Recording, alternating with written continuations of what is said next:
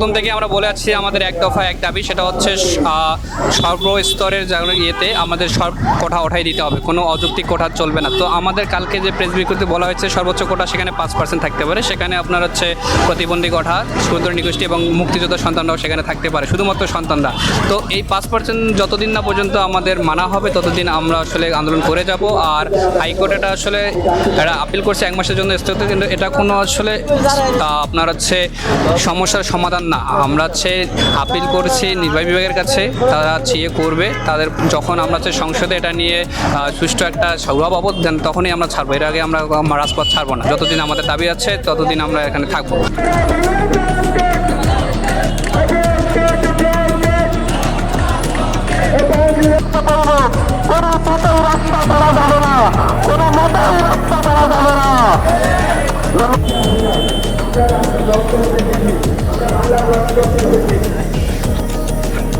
প্রশ্ন হচ্ছে আমরা সংস্কার কেন চাচ্ছি? এটা তো 2018 সালে বাতিল করে পরিপত্র জারি করা হয়েছে। দেখুন, পরিপত্র যদি পুনর্বহাল করা হয় তাহলে সেক্ষেত্রে সম্ভাবনা আছে যে ভবিষ্যতে সেম এটাকে চ্যালেঞ্জ করে হাইকোর্ট এটাকে বাতিল ঘোষণা করবে। তাই আমরা চাচ্ছি সংসদে আইন পাশের মাধ্যমে দীর্ঘদিন ধরে যে চলে আসে যে কোটা প্রথার সমস্যা, এই সমস্যাটার সমাধান করা হোক। তবে কোটা ব্যবস্থা এটা চালু রাখা যেতে পারে পার্টিকুলার কিছু গ্রুপের জন্য, তবে সেটা 5 থেকে 10% হতে পারে। শুধুমাত্র সংবিধানে উল্লিখিত অনগ্রসর জনগোষ্ঠীর জন্য এই কোটাটা বরাদ্দ থাকতে পারে।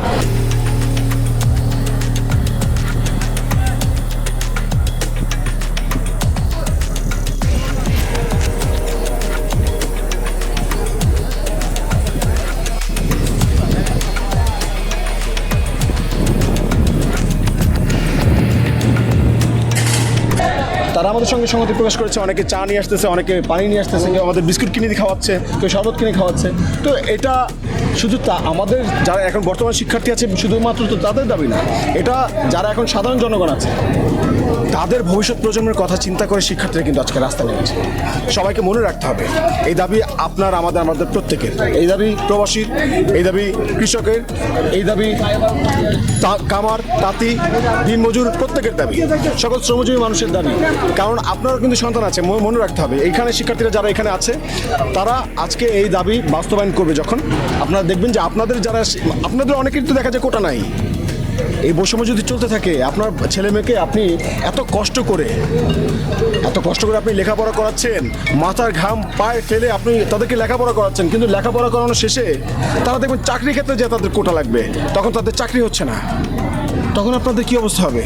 এটা ভাবছেন একবার? এবার ভাবতে হবে। এই শিক্ষার্থীরা কিন্তু আজকে যারা এখানে উপস্থিত হয়েছে আন্দোলন করছে সবাই, তারা কিন্তু আপনার ভবিষ্যতের প্রজন্মের কথা চিন্তা করে আপনার ছেলের সঙ্গে যাতে, আপনার মেয়ের সঙ্গে যাতে বৈষম্য না হয় সেই জন্য তারা আজকে রাজপথে। এবং আপনাদের আমরা এটাই বলবো, উদাত্ত আহ্বান জানাচ্ছি সবাই শিক্ষার্থীদের আন্দোলন যৌক্তিক আন্দোলন, এবং আপনারা সবাই যৌক্তিক আন্দোলনে আপনারা যেখানে আছেন, যে অবস্থাতে আছেন, আপনারা শিক্ষার্থীদের সঙ্গে অংশগ্রহণ করুন।